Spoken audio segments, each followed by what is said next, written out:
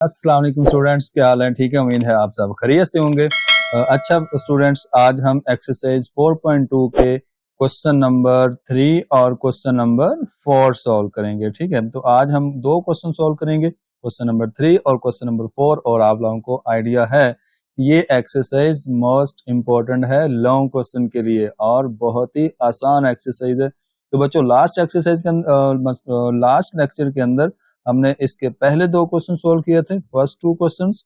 ठीक है, और आज हम क्वेश्चन नंबर 3 और क्वेश्चन नंबर 4 सोल्व करेंगे। तो बच्चों, सेम मेथड है जो लास्ट वीडियो के अंदर हमने किया था। मतलब कि आपको सबसे पहले तो मैं ये बताता चलूं कि 4.2 एक्सरसाइज की जो पहचान है वो क्या होगी। बच्चों, 4.2 की जो पहचान होगी, डिनोमिनेटर में आपके पास स्क्वायर होगा, होल स्क्वायर होगा। मतलब ये देखो ना, जैसे x-1 का होल स्क्वायर है, यहाँ पे x+2 का होल स्क्वायर है, यहाँ पे x+2 का होल स्क्वायर है, यहाँ पे एक्स स्क्वायर है, यहाँ पे x+1 का होल स्क्वायर है। मतलब आप कोई भी क्वेश्चन देखोगे तो आपके पास डिनोमिनेटर में लीनियर फैक्टर का होल स्क्वायर लाजमी होगा। ठीक है, और लास्ट वाला क्वेश्चन जरा इंपॉर्टेंट है, वो जब मैं आपको ये वाला क्वेश्चन सोल्व कराऊंगा तो वो कैसे इंपॉर्टेंट है, क्यों इंपॉर्टेंट है, वो मैं सारी डिटेल बताऊंगा। चलिए बच्चों, स्टार्ट करते हैं। क्वेश्चन नंबर जो आपके पास 3 है, देखें क्वेश्चन नंबर 3 का क्वेश्चन ये लिखा हुआ है कि 9/x-1 x+2 का होल स्क्वायर। अच्छा बच्चों, आपने सबसे पहले देखना है कि ये आपके पास प्रॉपर फ्रैक्शन है या इम्प्रॉपर फ्रैक्शन है। ये आपके पास एक प्रॉपर फ्रैक्शन है, तो प्रॉपर फ्रैक्शन की पहचान क्या है, याद कर लो जरा, जो मैंने आपको फर्स्ट लेक्चर के अंदर बताया था, 4.1 एक्सरसाइज का फर्स्ट लेक्चर। बच्चों, मैंने आपसे ये बोला था कि अगर आपके पास न्यूमिनेटर में x की डिग्री लेस हो और डिनोमिनेटर में आपके पास x की डिग्री ज्यादा हो तो उसको हम क्या कहते हैं, प्रॉपर फ्रैक्शन कहते हैं। जैसे 1/2 हो, 2/3 हो, 3/4, मतलब ऊपर वैल्यू कम हो, नीचे वैल्यू ज्यादा हो। ठीक है जी, चलें बच्चों स्टार्ट करते हैं। क्वेश्चन नंबर 3 आपके पास लिखा हुआ है और ये इंपॉर्टेंट क्वेश्चंस हैं, इनको जरा अच्छे से डील कीजिएगा, इनको अच्छे से समझ के आपने इनको करना है। तो बच्चों, क्वेश्चन नंबर जो आपके पास 3 लिखा हुआ है ना, वो आपके पास कुछ इस तरह से है कि 9/x-1 x+2 का होल स्क्वायर। अब ये वाला फैक्टर इधर हो सकता है, ये वाला फैक्टर इधर हो सकता है, इससे डजंट मैटर, इससे आपने परेशान नहीं होना। अच्छा बच्चों, सबसे पहले देखो आपके पास डिनोमिनेटर में कितने मतलब फैक्टर हम यूज करेंगे। बच्चों, 2 ये है और इसकी होल पावर 1 ये है, तो मतलब 3 फैक्टर यूज करेंगे हम। मैं सबसे पहले फैक्टर मीन के मैं कांस्टेंट यूज करूंगा, तो मैं सबसे पहले एक कांस्टेंट लिखूंगा, ए के नीचे मैं बच्चों लिखूंगा x-1, उसके बाद मैं लिखूंगा b, और b के नीचे मैं लिखूंगा x+2 की 1 पावर से स्टार्ट करेंगे और दोबारा हम लिखेंगे c और उस पावर तक जाएंगे जो आपको क्वेश्चन के अंदर पावर दी गई है। मैक्सिमम पावर 2 दी गई है, तो आप इस मैक्सिमम पावर 2 तक पहुंचेंगे और ऊपर आप सिंगल टाइम कॉन्स्टेंट्स का यूज करते जाएंगे। ठीक हो गया जी। अच्छा जी बच्चों, साथ ही हम इसको बोल देंगे इक्वेशन नंबर 1 बोलेंगे। अच्छा, अब नंबर 2 पे आपने क्या करना है, आपको पता है कि नंबर 2 पे आपने डिवाइड मतलब मल्टीप्लाई करना है। किसके साथ मल्टीप्लाई करना है, ये बात इंपॉर्टेंट है और मैं ये आपको फर्स्ट एक्सरसाइज से बताता आ रहा हूँ। ठीक है बच्चों, जो भी क्वेश्चन दिया गया उसका जो डिनोमिनेटर है उसके साथ हम क्या करेंगे, मल्टीप्लाई। ये आपके पास लिखा हुआ है x-1 और x+2 का whole square on both side. ठीक हो गया जी। अच्छा जी, अब बच्चों देखें, अब आपने क्या करना है, जब आपने मल्टीप्लाई किया तो आपको पता है कि डिनोमिनेटर देखना है और जो वैल्यू मल्टीप्लाई करवा रहे हैं देखना है, दोनों अगर सेम है तो आपस में कट हो जाएंगी और इसका सिर्फ और सिर्फ क्या बचेगा, इसका न्यूमिनेटर बचेगा और हमेशा आपके पास न्यूमिनेटर ही बचता है। आपको पता ही है, सारी चीजें मैंने आपको साथ साथ बताई हुई हैं। तो ये आ गया आपके पास 9। अब बच्चों, इसके साथ जब मल्टीप्लाई करेंगे तो सेम फैक्टर कट कर देंगे, x+1 के x-1 के साथ x-1 कट हो जाएगा, तो बाकी बचेगा a के साथ बच्चों बचेगा आपके पास a के साथ बचेगा x+2 का होल स्क्वायर। ठीक है, अब बच्चों जब इसके साथ मल्टीप्लाई करेंगे तो देखें इसका डिनोमिनेटर देखो, डिनोमिनेटर में लिखा हुआ है x+2 की पावर 1, तो यहाँ पे x+2 की पावर एक पावर कट हो जाएगी, बाकी आपके पास b के साथ बचेगा एक, तो आपके पास x-1 बचेगा, दूसरा आपके पास यहाँ से एक पावर बचेगी जो कि x+2 की 1 पावर। ठीक है, उसको आप इस तरह से लिख लेंगे। नेक्स्ट देखें बच्चों, लास्ट पे आप जब इसके साथ मल्टीप्लाई करेंगे तो जो डिनोमिनेटर में लिखा हुआ है x+2 का होल स्क्वायर और यहाँ से x+2 का होल स्क्वायर आपस में कट ऑफ हो जाएगा और c के साथ आपके पास वैल्यू बचेगी x-1 बचेगी। ठीक हो गया, ये आपके पास इक्वेशन नंबर 2 आ जाएगी। इसको हम बोलेंगे इक्वेशन नंबर 2 बोलेंगे। अच्छा जी, अब बच्चों आपको मैंने लास्ट वीडियो के अंदर भी ये बताया था कि हमने कौन कौन से फैक्टर को इक्वल टू 0 लेना होता है। एक तो हम वो लेंगे जिसकी होल पावर 1 हो और अंदर भी x की पावर 1 हो। एक तो हम इसको इक्वल टू 0 पुट करेंगे, दूसरा हम इसको इक्वल टू 0 पुट करेंगे। मैं क्या करूंगा, इनको 1 बाय 1 इक्वल टू 0 पुट करूंगा और सबसे पहले मैं यहाँ पे लगाऊंगा एक लाइन ताकि हम इनको अलग अलग से पुट कर सकें। अच्छा बच्चों, अब देखो मैं सबसे पहले यहाँ पे पुट करूंगा। पुट, चले मैं पहले x माइनस 1 ले लेता हूँ। मैं लिखता हूँ put x minus 1 equal to 0। अच्छा, अब देखें दिस सिंप्लाइज दैट का मतलब आपने बच्चों x की वैल्यू फाइंड आउट करनी है, तो x इधर बच जाएगा और 1 इधर आके क्या हो जाएगा, प्लस हो जाएगा। और ये आपने कहाँ पुट करना है, इसको आपने इक्वेशन नंबर 2 में पुट करना है। तो बच्चों इक्वेशन नंबर 2 ये आपके पास लिखी हुई है, ठीक है। इसमें जहां जहां पे x होगा उसकी जगह पे हम 1 पुट करेंगे। तो चलें, लेफ्ट साइड पे बच्चों सिर्फ 9 है, इसके साथ x है ही नहीं, तो हम इसको 9 ऐसे ही लिखेंगे। और राइट साइड पे देखें, यहाँ पे हम जब पुट करेंगे x की जगह पे 1, तो आप लिखोगे a इंटू 1 प्लस 2 की होल डिग्री 2, आप ऐसे ही रखोगे प्लस। अब बच्चों जरा गौर करना है यहाँ पे, अब हमने क्या करना है, x की जगह पे 1 पुट करना है। बच्चों जब मैं यहाँ पे x की जगह पे 1 पुट करूंगा तो 1 माइनस 1 क्या हो जाएगा, ये आपके पास हो जाएगा 0। तो ये आपने 1 के साथ 1 को कट किया तो क्या हो गया, 0 हो गया। तो इसका मतलब पूरा फैक्टर आपका 0 हो जाएगा। तो मैं यहाँ लिखूंगा 0। नेक्स्ट देखें बच्चों, यहाँ पे जब x की जगह पे हम 1 पुट करेंगे, तो जब इस x की जगह पे 1 माइनस 1 करेंगे तो 0, और ये आपके पास दोबारा से 0 आ जाएगा। इसका मतलब पूरी टर्म आपके पास क्या आ जाएगी, 0। अब आपको मैं एक और बात बताता चलूं, जो कि लास्ट वीडियो के अंदर भी मैंने आपको बताया था कि जब आपके पास 3 कॉन्स्टेंट्स यूज होते हैं ना, तो उसमें से 2 0 होने होते हैं और एक नॉट 0 होगा जिसकी वैल्यू हम फाइंड करते होते हैं। तो हमेशा ऐसे ही होता है। अब बच्चों हम इसको कर लेंगे सोल्व। ये आपके पास आ जाएगा एज इट इज और a, इन दोनों को सोल्व करेंगे तो बनेगा 3 और पावर आपके पास 2 आएगी एज इट इज। अच्छा, अब बच्चों देखें आपके पास क्या आएगा, ये 3 की पावर 2 क्या होता है, ये होता है 9। तो ये वाला 9 इधर आके होगा डिवाइड, जब ये वाला 9 इधर आके होगा डिवाइड तो इधर आपके पास a बचेगा। अब देखें 9 के साथ 9 कट होके आपको क्या मिलेगा, आपको मिलेगा यहाँ पे a इज इक्वल 1। तो a की वैल्यू हमारे पास आ जाएगी 1 आ जाएगी। a की वैल्यू हमारे पास बच्चों 1 आ गई, हमारा एक कांस्टेंट फाइंड हो गया। अब दूसरी वैल्यू पुट करते हैं जिसकी होल डिग्री 1 है, ठीक है, और अंदर भी x की डिग्री 1 होनी चाहिए और होल डिग्री भी 1 होनी चाहिए। उसको हम पुट करते होते हैं इक्वल टू 0। तो मैं लिखूंगा put x plus 2 is equal to 0। और बच्चों मुझे बताओ यहाँ से x की वैल्यू क्या आएगी, x की वैल्यू आपके पास आएगी -2, क्योंकि 2 इधर प्लस हो रहा था, उधर जाके क्या हो गया -2। तो ये आपने कहाँ पुट करना है, इक्वेशन नंबर 2 में दोबारा पुट करना है। तो ये बच्चों आपके पास इक्वेशन नंबर 2 है, जैसे हमने लास्ट केस की है। अच्छा, जब मैं इसमें पुट करूंगा तो आपके पास क्या आएगा, जहां जहां पे x है वहां हम 2 पुट करेंगे -2। इस साइड पे 9 लिखा हुआ है तो मैं 9 एक दफा एज इट इज लिख लूंगा। अच्छा बच्चों, आप देखे जरा, यहाँ पे जब मैं x की जगह पे -2 पुट करूंगा, मैं लिखूंगा -2 प्लस 2। तो -2 प्लस 2 आपस में हो गया कट और ये आपके पास हो जाएगा, पूरा फैक्टर आपके पास क्या आ जाएगा, 0 आ जाएगा। अच्छा नेक्स्ट देखें, नेक्स्ट आपके पास क्या है, यहाँ पे बच्चों चेक करें, यहाँ पे अब इस चीज को चेक करेंगे, जब मैं यहाँ पे दोबारा -2 और +2 करूंगा तो 2 2 से कट होके 0 आएगा। तो ठीक है, ये भी आपके पास पूरा फैक्टर क्या हो जाएगा, पूरा फैक्टर 0 हो जाएगा। तो मैं इसको 0 लिख लूंगा।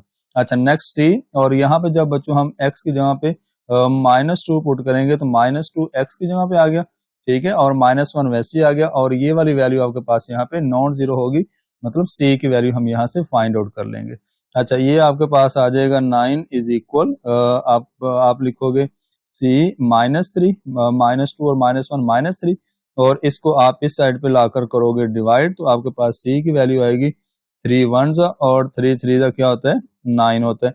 बच्चों c की वैल्यू आपके पास आएगी -3, क्या आएगी, -3 c की वैल्यू आ गई। अच्छा, अब जरा गौर करें, अब हमने नेक्स्ट क्या करना है, 2 वैल्यूज हमारी फाइंड होगी, एक वैल्यू हमारे पास पीछे बची है, तो हम क्या करेंगे, ये जो इक्वेशन नंबर 2 है इसको हम एक मतलब मजीद सॉल्व करेंगे, हम बनाएंगे इक्वेशन नंबर 3 बनाएंगे।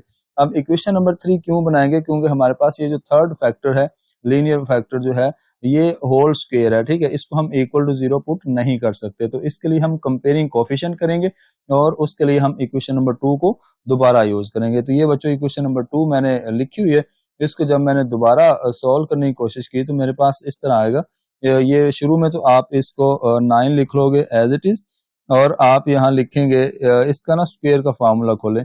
ये आपके पास लिखा हुआ है ए, और इसका जब स्क्वायर का फार्मूला खोलेंगे तो मैं डायरेक्ट लिखता हूँ x square plus 4x plus 4। ठीक है, अब आपको ये वाली बात अब आइडिया हो जाना चाहिए कि कैसे इसका स्क्वायर का फार्मूला खोला। मैं अगर यहाँ पे एक दफा लिखूं, मेरे पास लिखा हुआ है x प्लस 2 का होल स्क्वायर।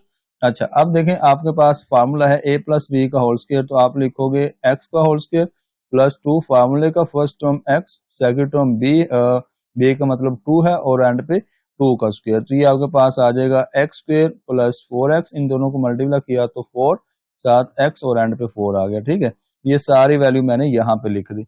अब सेम मैंने फार्मूला ओपन कर लिया, आप साइड पे इसका फार्मूला ओपन कर सकते हो, या फिर आप डायरेक्ट इसको ऐसे लिख सकते हो जिस तरह से मैं लिख रहा हूँ। ठीक है, तो लेकिन आपको सारी बात मैं इसलिए बता रहा हूँ ताकि आपको आइडिया हो कि हम किस तरह से इन वैल्यूज को सॉल्व कर रहे हैं।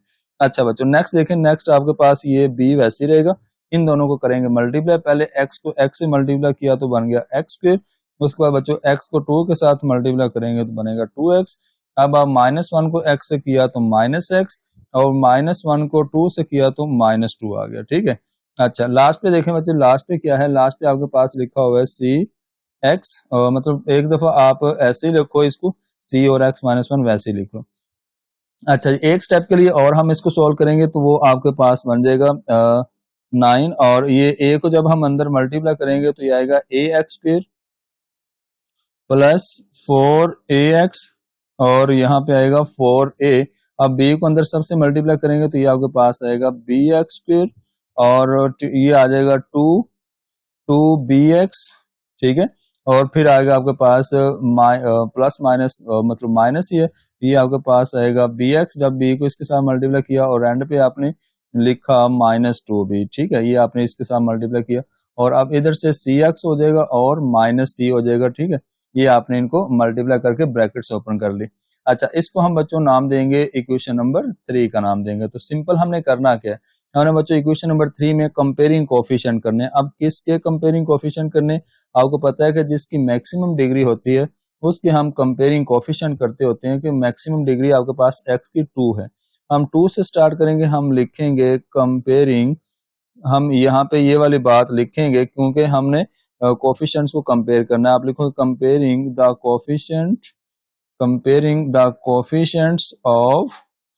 Coefficients of x square on both side, अब बच्चों बोथ साइड का क्या मतलब है, अब आप एक आपके पास लेफ्ट हैंड साइड है और एक आपके पास राइट हैंड साइड है। तो लेफ्ट हैंड साइड में मुझे बताओ कि एक्स स्क्वायर वाली टर्म है लेफ्ट साइड पे, नो एक्स स्क्वायर वाली टर्म नहीं है, तो उसका कोफिशिएंट हम क्या लेंगे, 0 लेंगे। ओके, अच्छा राइट साइड पे देखें, राइट साइड पे एक आपके पास एक्स स्क्वायर वाली टर्म ये है और एक आपके पास ये है, तो दोनों के क्या लेंगे, हम दोनों के कोफिशिएंट्स लेंगे, एक्स स्क्वायर का कोफिशिएंट a और एक्स स्क्वायर का कोफिशिएंट b लेंगे। ये वाली दोनों टर्म्स हैं। ठीक है, इनके कोफिशिएंट्स लिए हमने। अब बच्चों आपने क्या करना है, आपने वैल्यू फाइंड करनी है किसकी, आपने b की वैल्यू फाइंड करनी है, b की। ठीक है, क्योंकि a और c की वैल्यू आप फाइंड कर चुके हो। अच्छा, अब मुझे बताओ कि b की जगह पे b की वैल्यू फाइंड करनी है, और a की जगह पे मैं पुट करूंगा 1, और यहाँ पे b आपके पास एज इट इज रहेगा, और ये 1 इस साइड पे आकर क्या हो जाएगा, -1 हो जाएगा। तो b की वैल्यू आपके पास क्या आ गई, -1। तो हम फाइनली क्या करेंगे, जो हमारे पास ये वैल्यूज आई हैं तीनों, हम इन तीनों को कहाँ पुट करेंगे, हम लिखेंगे putting the values of a, b and c in equation number 1। तो बच्चों 1 जो इक्वेशन है उसमें हम इन तीनों वैल्यूज को रिप्लेस कर देंगे। अब देखिए मेरे पास जो एक्चुअली क्वेश्चन था वो ये था 9/x - 1 और x + 2 का होल स्क्वायर। ठीक हो गया। अच्छा, ये मेरे पास एक्चुअली क्वेश्चन था। अब मैंने लिखा था a/x - 1, तो a की वैल्यू मेरे पास क्या है, a की वैल्यू बच्चों मेरे पास आई 1, तो a की वैल्यू आपने 1 फाइंड की, तो a/x - 1 ऐसे ही आ जाएगा। और b की वैल्यू आपने फाइंड की है, b की वैल्यू -1 पुट की, तो b की वैल्यू आपने -1 पुट करके और नीचे लिखा x - 1 और होल डिग्री 1 लिखें या ना लिखें। अब बच्चों c की वैल्यू आपने क्या फाइंड की है, c की वैल्यू आपके पास आई है -3 आई है। ठीक है, तो वो आप लिखोगे x + 2 का होल स्क्वायर। अच्छा, अब आप एक काम कर सकते हैं, या तो आप डायरेक्ट कर लें या फिर आप इस तरह करें, ये प्लस माइनस क्या हो जाएगा, ये प्लस माइनस आपके पास माइनस हो जाएगा। तो मैं चलें दोबारा लिख देता हूँ, ये प्लस माइनस माइनस और ये हो जाएगा x plus two plus minus minus, तो 3/x+2 का होल स्क्वायर। तो ये बच्चों आपके पास इसका आ जाएगा फाइनल आंसर। ये था आपका क्वेश्चन नंबर जो 3 था वो हो गया कंप्लीट। बच्चों मैं आपको एक बात बताऊं, अक्सर स्टूडेंट ना मुझे ये बात कहते होते हैं कि सर ये क्वेश्चन जो है ना बहुत लेंथी है, मतलब ये क्वेश्चन बहुत बड़े हैं। एक बात बच्चों याद रखना, ये क्वेश्चन तो लेंथी है नो डाउट, लेकिन ये क्वेश्चन आसान बड़े हैं, बहुत आसान क्वेश्चन है और ये समझ लो मुफ्त के नंबर है। तो बच्चों इस बात के लिए आपने घबराना नहीं है, परेशान नहीं होना कि क्वेश्चन बड़े हैं, लेकिन आपको अगर एक दफा मेथड आ गया ना, आपको समझ आ गई क्वेश्चन होना कैसे, तो ये समझ लो बहुत आसान और बहुत ही हेल्पफुल होंगे आपके नंबर्स गेन करने में। ठीक है, तो आप देखो बच्चों नेक्स्ट क्वेश्चन नंबर 4 है। क्वेश्चन नंबर 4 देखो, ऊपर x की डिग्री क्या है 4 है, नीचे अगर मैं पावर 2 को और 1 को मल्टीप्लाई करूं, इनको ऐड करूं, ये मेरे पास पावर बन जाएगी 3। मतलब ऊपर डिग्री ज्यादा है और नीचे डिग्री लेस है। ठीक है, इसका मतलब ये क्या है, इसका मतलब ये हमारे पास जो क्वेश्चन है ये इम्प्रॉपर का क्वेश्चन है। किसका क्वेश्चन है, इम्प्रॉपर फ्रैक्शन का क्वेश्चन है। तो आपने क्या करना है एक्चुअली बच्चों, जब इम्प्रॉपर क्वेश्चन होगा आपके पास, इम्प्रॉपर की एक्चुअली दो टाइप्स होती हैं, एक तो ऊपर डिग्री ज्यादा हो नीचे डिग्री कम हो, या फिर ऊपर और नीचे एक्स की डिग्री सेम हो। ठीक है, तब तभी वो इम्प्रॉपर होता है। तो बच्चों आपने क्या करना है, आपने जस्ट इनको इस तरह से सॉल्व करना है। सबसे पहले आप ना इसको ओपन कर लेंगे, इनको डिनोमिनेटर को कर लेंगे मल्टीप्लाई, आपस में ये आ जाएगा x4 और +1, और बच्चों एक्स स्क्वेयर को अंदर मल्टीप्लाई किया तो बन जाएगा एक्स क्यूब। सबसे पहले एक्स स्क्वेयर को अंदर मल्टीप्लाई किया, उसके बाद एक्स स्क्वेयर को 1 के साथ मल्टीप्लाई किया तो क्या आ जाएगा, एक्स स्क्वेयर आ जाएगा। ठीक है, अब बच्चों आपने करना क्या, अब आपके पास ये वाली नेक्स्ट एक फॉर्म बन जाएगी। अब आपने इसको करना है डिवाइड। जब आपने इसको डिवाइड करना है ना बाय डिवीजन मेथड से, आपको पता ही है इम्प्रॉपर फ्रैक्शन के जो क्वेश्चन होते हैं, पहले हम उसको लॉन्ग डिवीजन मेथड से प्रॉपर फ्रैक्शन में कन्वर्ट करते हैं, उसके बाद फिर वो आप इसको मतलब को क्वेश्चन को सॉल्व करते हैं। चलो मैं यहाँ पे साइड पे सॉल्व कर देता हूँ, बहुत ही आसान सा काम होता है ये, तो इतना मुश्किल काम नहीं होता। देखें सबसे पहले इसका जो न्यूमिनेटर है उसको मैंने रखा अंदर और डिनोमिनेटर जो है उसको मैंने रखा बाहर। तो बच्चों ये मेरे पास आ जाएगा x cube minus x square. अच्छा अब बच्चों मुझे चाहिए x4, तो x4 हमें चाहिए, तो x4 बनाने के लिए आपके पास मौजूद है x की पावर 3, तो एक x की पावर 1 के साथ करेंगे मल्टीप्लाई, मैं लिखूंगा ऊपर x की पावर 1। बच्चों इस x को हमने पहले मल्टीप्लाई किया किसके साथ, हमने मल्टीप्लाई किया x क्यूब के साथ, तो ये बन जाएगा x4। अब मैंने क्या करना है बच्चों, x को मल्टीप्लाई करना है माइनस एक्स स्क्वेयर के साथ, तो ये आपके पास बन जाएगा माइनस एक्स क्यूब। इसको मैंने लिख दिया जरा साइड पे, ठीक है, क्योंकि ऊपर एक्स क्यूब वाली टर्म नहीं है। बच्चों मैंने इसको किया आपस में इनके साइन चेंज किए, जब मैंने इनके साइन चेंज किए तो ये मेरे पास क्या आ जाएगा, एक्स क्यूब और x4 और x4 आपस में कट ऑफ हो जाएगा। और बच्चों ये मैंने लिखा सबसे पहले एक्स क्यूब +1 आपका एज इट इज नीचे आ जाएगा। ठीक हो गया, ये मैंने लिख दिया। अच्छा नेक्स्ट देखें, अब नेक्स्ट बच्चों आपके पास क्या है, यहाँ पे आपको चाहिए एक्स क्यूब, क्या चाहिए एक्स क्यूब, और बाहर भी आपके पास एक्स क्यूब है, इसका मतलब +1 के साथ हम कर देंगे डिवाइड कर देंगे, मतलब +1 ऊपर लिखेंगे उसके साथ हम मल्टीप्लाई करेंगे। तो मैं लिखूंगा एक्स क्यूब, 1 को आपने मल्टीप्लाई किया एक्स क्यूब के साथ, आपके पास एक्स क्यूब आ गया। उसके बाद आपने क्या किया, उसके बाद आपने बच्चों x1 को मल्टीप्लाई किया एक्स स्क्वेयर के साथ, ये आ जाएगा एक्स स्क्वेयर आ जाएगा। ठीक है, अब इनका साइन चेंज किया, ये भी दोबारा से कट हो गए। अब मैं लिखूंगा एक्स स्क्वेयर +1 आपके पास एज इट इज आ जाएगा। ठीक हो गया, अब आपने ये 1 लिख दिया नीचे एज इट इज। अच्छा जी, अब बच्चों आपके पास क्या आएगा, एक्स स्क्वेयर +1 आ जाएगा। अब देखें अंदर आपके पास जो एक्स स्क्वेयर है उसकी डिग्री कम है, ठीक है, अब बाहर एक्स की जो डिग्री है वो ज्यादा है। तो इसका मतलब क्या है, इसका मतलब ये है कि आपके पास ये प्रॉपर फ्रैक्शन बन गई है। तो आपके पास ये जब प्रॉपर फ्रैक्शन बन गई है तो हम इसको लिखेंगे कैसे, मैंने आपको बताया हुआ है। तो बच्चों इसको लिखने का जो स्टाइल है या इसको लिखने का जो तरीका है वो मैंने आपको बताया था कि ये जो ऊपर वाली वैल्यू होती है इसको हम बोलते हैं क्वेश्चन, ठीक है, इसको हम क्वेश्चन बोलते हैं, और ये वाली आपके पास रिमाइंडर है और ये आपके पास क्वेश्चन, और इसको हम बोलते हैं डिवाइजर बोलते हैं।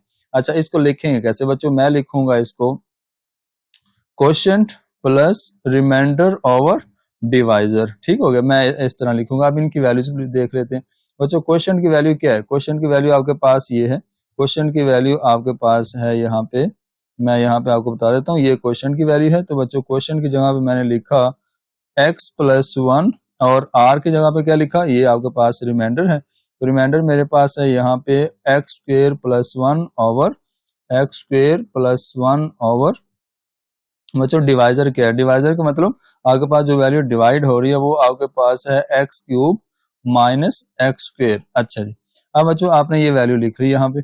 अच्छा, अब आपने इसको क्या नाम देना है, इसको आपने नाम देना है स्टेरिका। ये आपके पास एक नई इक्वेशन है जिसको हमने एक नया नाम दिया जो कि स्टेरिक रहेगा, ठीक है। अच्छा बच्चों, अब हमने करना क्या, अब हमने यहाँ से ये वाली फ्रैक्शन यहाँ से चूज करनी है।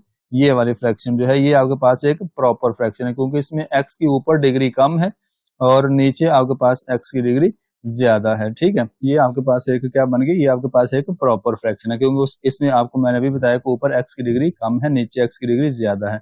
बच्चों इसको हम कर लेंगे, यहाँ से लेट कर लेंगे, इसको हम सॉल्व करेंगे। तो चलिए मैंने यहाँ पे लिखा x³ + 1 मैंने यहाँ पे लिखा। मैं यहाँ पे लिख सकता हूँ लेट, या फिर आप इसको लिख लें, या फिर आप इसको लिख सकते हैं यहाँ पे टेक कर लें। चले मैंने लिखा टेक, ऊपर ऊपर है x² + 1, ठीक है, ऊपर आपके पास x² + 1 और नीचे बच्चों आपके पास वो बचेगा x³ - x², ये आपके पास डिनोमिनेटर में। अच्छा एक चीज अगर आप नोट करें, ये जो बच्चों आपने फ्रैक्शन लिया यहाँ पे, इसका जो डिनोमिनेटर है वो ये लिखा हुआ है, ठीक है। अब ये डिनोमिनेटर एक्चुअली कहाँ से आया, वो यहाँ से आया आपके पास। अगर हम यहाँ से x² कॉमन कर लेते हैं तो अंदर आपके पास x - 1 आ जाएगा, जो कि ये चीज सेम बन जाएगी। और आपको पता है कि हमें डिनोमिनेटर में फैक्टर्स चाहिए, ठीक है, लीनियर फैक्टर्स चाहिए जो जिनको हम ए बी सी के नीचे लिख सकें और उसको आगे सॉल्व कर सके। तो चले मैं क्या करता हूँ, मैं यहाँ पे बच्चों इसको लिखता हूँ, इसका जो डिनोमिनेटर है उसको मैंने लिख लिया दोबारा से। चले मैंने इसको लिखा x² + 1 over x² over x - 1, ये मैंने लिख दिया। अच्छा अब जरा गौर करें, अब आपने बच्चों करना क्या है, एक्चुअली आपने इनको ए बी सी के नीचे लिखना है, 3 कॉन्स्टेंट्स लेने हैं, क्योंकि टोटल आपके पास 2 पावर ये है और 1 पावर ये है, तो टोटल जितनी पावर बनती है आपके पास उतने कॉन्स्टेंट्स यूज करते हैं। तो बच्चों मैंने लिखा मैंने a ओवर x की पावर 2 है ना, यहाँ पे होल पावर 2 है। अक्सर बच्चे ये कहते हैं कि यहाँ पे सर हमारे पास एक x ही सिर्फ दिया गया तो हमारे पास ये लीनियर फैक्टर नहीं है।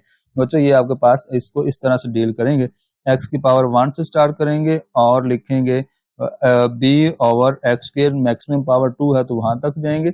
उसके बाद लास्ट पे लिखेंगे c ओवर x - 1, जो आपके पास एक फैक्टर बच जाएगा, ठीक है। तो इसको मैंने नाम दे दिया इक्वेशन नंबर 1 का। इसको मैं थोड़ा सा ऊपर करके लिख दूं ताकि आप ये ना समझना कि सर ने बहुत ही मिक्स सा कर दिया काम।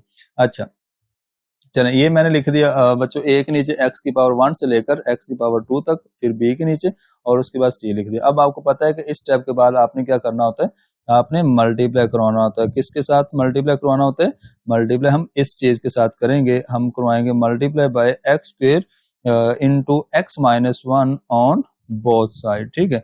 हमने इसके साथ बच्चों करवा दिया इसको मल्टीप्लाई। जब हमने इसको मल्टीप्लाई करवाया, अब आपको पता है कि जो आपके पास क्वेश्चन होता है ना, उसका जो डिनोमिनेटर है वो और ये एक जैसा होता है, ठीक है। तो उसकी लेफ्ट हैंड साइड हमारे पास बचती होती है, मतलब लेफ्ट हैंड साइड का मतलब ये है कि ये ऊपर वाली वैल्यू। तो मैं लिखूंगा x² + 1 और उसके बाद जब हम इस वैल्यू के साथ इस वैल्यू को मल्टीप्लाई करेंगे तो जो एक x की पावर के साथ एक x की पावर कट हो जाएगी और बाकी आपके पास क्या बचेगी, यहाँ पे a के साथ आपके पास आएगा, a के साथ आपके पास बचेगा एक x बचेगा और एक आपके पास x - 1 बचेगा, क्योंकि एक x एक कट जाएगा, बाकी आपके पास बचेगा। नेक्स्ट बच्चों आप देखें यहाँ पे b ओवर x² के साथ जब हमने इस वैल्यू को मल्टीप्लाई करवाया तो आपके पास x² के साथ क्या x² कट ऑफ हो जाएगा और b के साथ क्या बचेगा, जो बाकी बचेगा वो x - 1 जो है वो b के साथ बच जाएगा, ठीक है।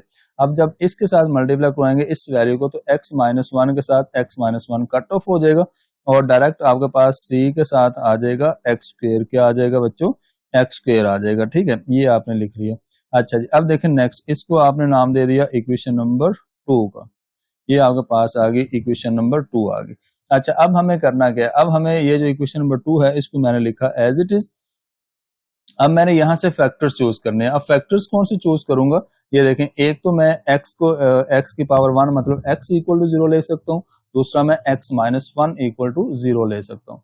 तो आपने क्या किया, आपने मैंने सबसे पहले यहाँ पे एक लगाई लाइन, चले यहाँ पे एक लाइन लगा देता हूँ, ठीक है। चले अब मैंने एक साइड पे सबसे पहले क्या पुट करना है, मेरी मर्जी है, मैंने चले पहले x इक्वल टू 0 ले लिया। तो बच्चों कोई भी वैल्यू होती है उसको हमने इक्वल टू 0 लेना होता है। तो चले मैंने x इक्वल टू 0 लिया और इसको हमने पुट किया किसके अंदर, पुट x इक्वल 0 इनटू, ये इक्वेशन नंबर 2 है बच्चों आपके पास। जब इसमें हम x की जगह पे 0 पुट करेंगे तो हम बाकी वैल्यूज लिखेंगे। अब देखो लेफ्ट साइड पे जब हम 0 पुट करेंगे x की जगह पे तो आपके पास इस तरह से लिखा जाएगा +1 एज इट इज। और बच्चों जब देखो इस साइड पे हम वैल्यू पुट करेंगे x की जगह पे 0, तो ये मेरे पास लिखा हुआ है x, ठीक है। जब इस x की जगह पे 0 लिखेंगे तो सारी टर्म आपके पास क्या हो जाएगी, 0 हो जाएगी, ठीक है। अच्छा नेक्स्ट देखें, जब हम यहाँ पे x की जगह पे 0 पुट करेंगे तो आपके पास 0 नहीं बनेगा, बल्कि आपके पास ये देखो आपने लिखा 0 -1, ये इस तरह से लिख दिया, x की जगह पे 0 पुट किया। अब जब यहाँ पे हम x की जगह पे बच्चों 0 पुट करेंगे तो क्या होगा, ये भी आपके पास कंप्लीट 0 हो जाएगा, ठीक है। ये आपने इस तरह से लिख दिया। अच्छा नेक्स्ट देखें, नेक्स्ट आपके पास ये 0 की पावर 2 क्या होता है, ये आपके पास 0 होता है, तो 0 + 1 आ जाएगा आपके पास। अच्छा अब आपने क्या लिखा, अब आपने ये वाला 0 खत्म कर दिया और ये भी 0 आपका खत्म हो गया। तो इसको जब सॉल्व किया तो बच्चों आपके पास आ गया -1, ठीक है। अब इधर आपके पास +1 है और इस साइड पे आपके पास -1 है। बच्चों ये वाला जो माइनस है इसको हम उठा के कहाँ ले आएंगे, इस साइड पे शिफ्ट कर देंगे। आपके पास क्या आ जाएगा, b की वैल्यू आ जाएगी -1 आ जाएगी, ठीक है। ये आपके पास b की वैल्यू क्या आ गई, -1, ये आपके पास आ गई। अच्छा नेक्स्ट देखें, अब दूसरी साइड पे हमने किसको पुट करना है बच्चों, इक्वल टू 0। अब हम x - 1 जो है इसको इक्वल टू 0 पुट करेंगे और यहां से हम वैल्यू निकालेंगे x की, ठीक है। ये मैंने इक्वल टू 0 पुट किया और मुझे बताओ यहाँ से x की वैल्यू क्या आएगी। बच्चों आप लिखोगे x इज इक्वल +1, -1 था, दूसरी साइड पे जाकर क्या हो गया, +1। कहाँ पुट करना है, 2 में पुट करना है, ठीक है। तो ये बच्चों आपके पास इक्वेशन नंबर 2 है। तो चलिए मैं लेफ्ट साइड पे पहले पुट करता हूँ। लेफ्ट साइड पे मेरे पास लिखा हुआ है x स्क्वायर, x की जगह 1 पुट किया और +1 आपके पास एज इट इज आ जाएगा। अच्छा बच्चों अब देखिए राइट साइड पे आपने जब बच्चों यहाँ पे x की जगह पे 1 पुट किया तो ये 1 - 1 हो जाएगा, ठीक है। ये 1 से 1 कट हो गया, क्या हो गया, 0। तो इसका मतलब पूरी टर्म आपके पास क्या हो जाएगी, 0। ये पूरी आपके पास फर्स्ट टर्म होगी 0 की इक्वल, ठीक है। अब जब बच्चों यहाँ पे हम x की जगह पे 1 पुट करेंगे तो दोबारा से 1 - 1 आपके पास क्या हो जाएगा, 0 हो जाएगा। तो नेक्स्ट देखें, नेक्स्ट आपके पास यहाँ पे जब हम x की जगह पे 1 पुट करेंगे तो आपके पास आएगा c × 1 और होल स्क्वायर। x की जगह पे आपने क्या पुट किया, 1 पुट किया। तो बच्चों इसको सॉल्व करें, 1 + 1 आ जाएगा, 1 का स्क्वायर 1 होता है और ये आपके पास c और 1 की पावर 2 1 होता है। तो ये आपके पास आ जाएगा 2 = c। तो c आपके पास c की वैल्यू क्या आ जाएगी, 2। अब बच्चों देखें दो वैल्यूज हमने कर ली फाइंड। अच्छा अब नंबर 2 पे हमने क्या करना है, अब हमने इक्वेशन नंबर 2 को दोबारा एक दफा लिखना है। उसको इसलिए दोबारा लिखेंगे क्योंकि हमें कंपेयरिंग कोफिशिएंट करने हैं और ताकि हम तीसरी वैल्यू फाइंड कर सकें जो कि a है। a की वैल्यू हमने करनी है अब फाइंड। तो a की वैल्यू फाइंड करने के लिए मैं इक्वेशन नंबर 2 को लिखूंगा। मैं लिखूंगा x² + 1 इज इक्वल, तो इसको अंदर मल्टीप्लाई करूंगा, ये आएगा ax²। मतलब कि आपने किसको मल्टीप्लाई किया अंदर, ax को, दोनों को एक साथ अंदर मल्टीप्लाई किया तो ये बन गया ax² माइनस, अब ax को बच्चों आपने 1 के साथ मल्टीप्लाई किया तो बन जाएगा ax। अच्छा अब देखें नेक्स्ट आपने क्या करना है, आपने इसको ऐसे लिख दिया +bx, ठीक है, और b को अंदर मल्टीप्लाई किया और b को 1 के साथ मल्टीप्लाई किया तो ये आपके पास आ जाएगा -b आ जाएगा। लास्ट में बच्चों cx² आपके पास वैसे ही आ जाएगा, ये आपने एज इट इज लिख दिया। अच्छा अब बच्चों देखें आपने करना क्या, आपने कंपेयरिंग कोफिशिएंट करने। जब आप कंपेयरिंग कोफिशिएंट करेंगे, किसके कंपेयरिंग कोफिशिएंट करने हैं, x² वाली टर्म्स के। तो हम लिखेंगे यहाँ पे कंपेयरिंग कोफिशिएंट, आप यहाँ पे लिख देंगे comparing coefficients of x² on both side. अच्छा जब आपने बच्चों बोथ साइड पे x² को कंपेयर किए कोफिशिएंट, तो बच्चों लेफ्ट साइड पे आपके पास x² का कोफिशिएंट है, लेफ्ट साइड पे आपके पास x² का कोफिशिएंट है, बिल्कुल है, x² वाली टर्म है। तो हम क्या लेंगे, इसका कोफिशिएंट 1 लेंगे, अगर कुछ भी नहीं दिया गया तो 1 लेंगे। अब राइट साइड पे आपके पास क्या है, ये एक आपके पास x² वाली टर्म है और एक आपके पास ये वाली x² वाली टर्म है। तो दोनों के हम क्या करेंगे, कोफिशिएंट्स लेंगे, तो कोफिशिएंट ए के साथ ए है और ए के साथ सी है, ठीक हो गया। अच्छा जी, अब बच्चों आपने करना क्या, अब आपने ए की वैल्यू फाइंड आउट करनी है, सी की वैल्यू आपने पहले से फाइंड की हुई है, तो सी की जगह पे हम उसकी वैल्यू पुट करेंगे जो कि आपने टू पुट की हुई, टू फाइंड की हुई है। तो ये वाला टू बच्चों इस साइड पे आकर हो जाएगा माइनस, तो ये आपके पास 1 माइनस 2 क्या होता है, -1 होता है। तो ये आपके पास किसकी वैल्यू आ जाएगी, आप लिखोगे -1 इज इक्वल टू ए। अच्छा, अब जरा गौर करें, अब आपके पास ये जो तीनों वैल्यूज आ गई ए, बी और सी की, इनको हमने बैक किस में पुट करना है, इक्वेशन नंबर 1 में। तो हम यहाँ पे एक लाइन लिखेंगे, हम लिखेंगे putting the values of A, B and C, A, B and C in equation number 1। अच्छा जी, अब बच्चों इक्वेशन नंबर 1 के अंदर हम पुट करेंगे, तो इक्वेशन नंबर 1 आपके पास क्या थी, वो आपके पास कुछ इस तरह से है, x square plus 1 over x square x minus 1 is equal, A के नीचे हमने क्या लिखा था, एक्स लिखा था, और बी की वैल्यू हमने, ए की वैल्यू -1 आ गई, बी की वैल्यू बच्चों वो भी -1 है, ठीक है, और नीचे आया था एक्स स्क्वायर, और सी की वैल्यू आपके पास 2 है, और इसके नीचे लिखा था x माइनस 1 को। अच्छा, अब बच्चों आप एक काम करेंगे, यहाँ पे आप एक काम ये करेंगे, आप इसको दोबारा से लिख लें, ये आपके पास आ जाएगा -1 ओवर एक्स, ये भी आपके पास प्लस माइनस माइनस हो जाएगा, ये भी आ जाएगा, वो मतलब आपके पास आ जाएगा 1 ओवर एक्स स्क्वायर, और एंड पे आएगा 2 ओवर x माइनस 1 आ जाएगा, ठीक है। तो ये आपके पास आ गया। चलें, अब आपने बच्चों करना क्या है, ये जो वैल्यूज है आपके पास आई है, इसको बैक हमने कहाँ पुट करना है, जो स्टेरिक इक्वेशन है उसमें पुट करना है, क्योंकि हमने ये वाला सारा काम कहाँ से लिया हुआ है, स्टेरिक में से लिया हुआ है, स्टेरिक इक्वेशन में से लिया हुआ है। तो आपने इस फ्रैक्शन की जगह पे आपने इसका ये आंसर पुट करना है, ठीक है, इसका ये वाला आंसर पुट करना है। चले स्टार्ट पुट करते हैं बच्चों, मैं इसको लिखूंगा यहाँ पे पुट इन स्टेरिक, मैं यहाँ पे साथ ये भी लिख देता हूँ, पुट इन स्टेरिक, ठीक है। आपने इसको कहाँ पुट करना है, स्टेरिक के अंदर पुट करना है। तो चलें स्टेरिक इक्वेशन में चलते हैं, और वहां पे ये जो फ्रैक्शन हमने ली हुई थी, इसकी जगह पे बच्चों हम इसका आंसर पुट कर देंगे। चलें, प्लस माइनस माइनस आपके पास आ जाएगा, और इसका आपके पास जो आंसर बनेगा वो कुछ इस तरह से बन जाएगा 1 over x minus 1 over x square, ठीक है। जो आपने पीछे वैल्यू फाइंड की है, जस्ट आपने उनको यहाँ पे रिप्लेस करना है, ठीक है। अच्छा जी, इसकी जगह पे रिप्लेस करना था, वो आपने कर दिया, और इसी के साथ आपका ये फाइनल आंसर आ जाएगा। तो ये था बच्चों आपके पास क्वेश्चन नंबर 4। तो ये सारे क्वेश्चन वो हैं जो बच्चों पेपर में आए हुए हैं, लास्ट पास्ट पेपर्स के अंदर ये सारे के सारे क्वेश्चन आ चुके हैं, ठीक है। तो आपने इनकी अच्छे से प्रैक्टिस करनी है। तो इंशाल्लाह हम इस एक्सरसाइज की एक और वीडियो बनाएंगे जिसमें लास्ट 3 क्वेश्चन सॉल्व करेंगे। तो इसी के साथ आप अपना ख्याल रखिएगा, इंशाल्लाह मिलेंगे नेक्स्ट वीडियो के अंदर।